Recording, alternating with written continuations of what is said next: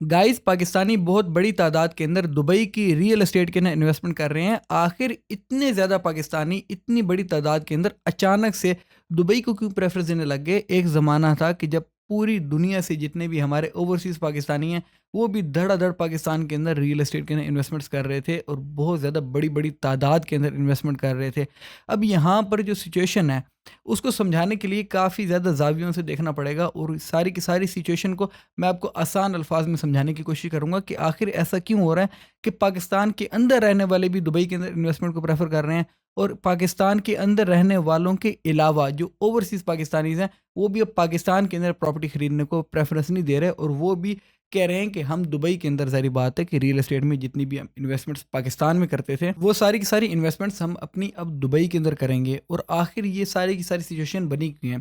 देखें, इसके अंदर ओवरसीज़ पाकिस्तानियों को पहले आपको बताता हूँ कि जो मुल्क से बाहर पाकिस्तानी रह रहे हैं वो आखिर अब पाकिस्तान के अंदर बिल्कुल भी प्रॉपर्टी नहीं खरीदना चाह रहे और ये आपको मैं रियलिटी बता रहा हूँ, प्रैक्टिकल एक्सपीरियंस से बता रहा हूँ अपने। मैं काफ़ी ज़्यादा इन दिनों रियल एस्टेट एजेंट से मुलाकात भी की है मैंने इसी सिचुएशन के अंदर कि पूछूं कि आखिर रियल एस्टेट की पाकिस्तान के अंदर सिचुएशन कैसी जा रही है। और उनके भी जितने इन्वेस्टर्स हैं जो ओवरसीज़ इन्वेस्टर्स हैं जिनके साथ वो मिलकर पाकिस्तान के अंदर प्रॉपर्टीज़ की परचेज़ और सेल का काम कर रहे होते हैं वो खुद भी यही बता रहे हैं कि पाकिस्तान के अंदर वो इन्वेस्ट अब नहीं करना चाह रहे हैं। उनको अगर हम कोई प्लॉट दिखाते हैं तो वो कहते हैं कि भाई हमें कोई भी प्लॉट ना दिखाओ, जो हमारी चीज़ें पड़ी हुई हैं वो बेच कर हमें जो है पैसा दो। ये सिचुएशन इसलिए है कि अगर आज से एक आपको एस्टीमेट बता देता हूँ कि आज से अगर 5 साल पहले किसी आदमी ने 4 करोड़ रुपए की एक जगह ली थी तो 4 करोड़ रुपया आज से 5 साल पहले $4 लाख बनता था। अब 4 करोड़ रुपए की जगह आज 6 करोड़ रुपए की भी होगी वो 5 साल के अंदर, मतलब कि 2 करोड़ रुपए का प्रॉफिट हुआ हो। देखने को तो 2 करोड़ रुपए का प्रॉफिट है, लेकिन जो ओवरसीज पाकिस्तानी है वो ये चीज़ देखेगा कि भाई ये मैंने 4 साल पहले $4 लाख भेज कर खरीदी थी जगह।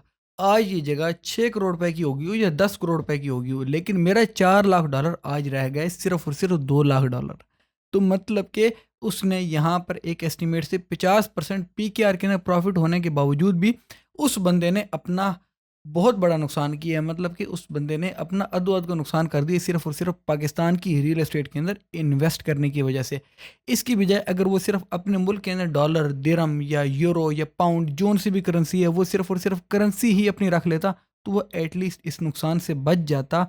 ये जो सोच है, ये सोच की वजह से पाकिस्तान के अंदर रियल एस्टेट के अंदर इन्वेस्टमेंट्स लोग अब नहीं कर रहे क्योंकि पाकिस्तान के अंदर डिवैल्यूएशन बहुत बड़ी हो चुकी है। अब यहाँ पर एक और भी सिचुएशन है कि ये जो डिवैल्यूएशन है ये 100% तक तो पहुंच चुकी है, लेकिन इसके साथ साथ एक और भी चीज़ है कि जो प्रॉपर्टीज़ ऑलरेडी मार्केट के अंदर पड़ी हुई हैं वो सारी की सारी 40 से 45% तक डाउन आ चुकी हैं। तो डिवैल्यूएशन का नुकसान एक जगह के ऊपर, इसके साथ साथ प्रॉपर्टीज़ डाउन आना, ये एक ऐसा सिनेरियो जो कि आज से पहले पाकिस्तान के अंदर कभी भी हमें देखने को नहीं मिला था। ये 1 डेढ़ साल के अंदर प्रॉपर्टीज़ इतनी ज़्यादा डाउन आई हैं कि जिसकी वजह से लोग और ज़्यादा मायूस हो चुके हैं। और पाकिस्तान की अपनी सिचुएशन ऐसी है कि पाकिस्तान के जो अब अंदर अपने रहने वाले लोग हैं उनको बहुत अच्छे तरीके से पहचान हो चुकी है कि मईशत क्या होती है, डॉलर क्या होता है। यहाँ तक कि आप एक आम आदमी से पूछ लें तो वो भी अब डेली डॉलर का रेट चेक कर रहा होता है, भाई डॉलर किधर जा रहा है। तो उनको पता लग चुका है कि डॉलर क्या है। आखिर डॉलर के अंदर हमने जब सारी की सारी चीज़ें मंगवानी हैं तो रुपए का तो लिंक ही इस हिसाब से ख़त्म हो जाता है कि चीज़ों की कीमत डॉलर तय करेगा कि डॉलर का रेट क्या जा रहा है। और अगर डॉलर महंगा हो रहा है तो उसका मतलब सिंपल आसान अल्फाज के अंदर ये है कि सारी की सारी हमारी रोज़मर्रा की जितनी भी ज़रूरियात की चीज़ें हैं वो मोस्ट ऑफ द टाइम हमारी महंगी पर महंगी होती जाएंगी। और ये सिचुएशन जो है, इस सिचुएशन को जब हम देखते हैं कि इतने ज़्यादा मामलात आ चुकी हैं कि 320 रुपए की आवाज़ आ रही है डॉलर की। और डॉलर जितना महंगे पे महंगा होता जा रहा है सारी की सारी चीज़ें महंगी होती जाएंगी। और वहीं पर ही हमारे पाकिस्तानियों ने सारे का सारा अपना पैसा डाला तो रियल एस्टेट के अंदर हुआ है, चाहे कोई भी है। यहाँ तक कि अगर रोड साइड कोई मैकेनिक भी है ना जो गाड़ियाँ ठीक करता होता है, उसने भी अपने 1-2 प्लॉट लेकर रखे हुए हैं।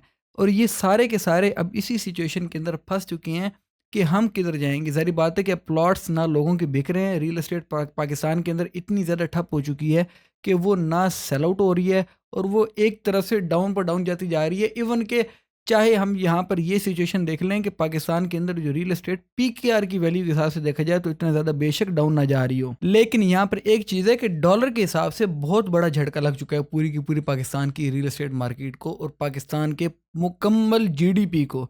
ये एक बहुत बड़ा झटका लग चुका है क्योंकि PKR ने 320 روپے کے اوپر آ کر بریک مار دیے. 170 روپے سے یہ 1.5 سال پہلے چلا ہے اور 320 روپے کے اوپر آ چکا ہے.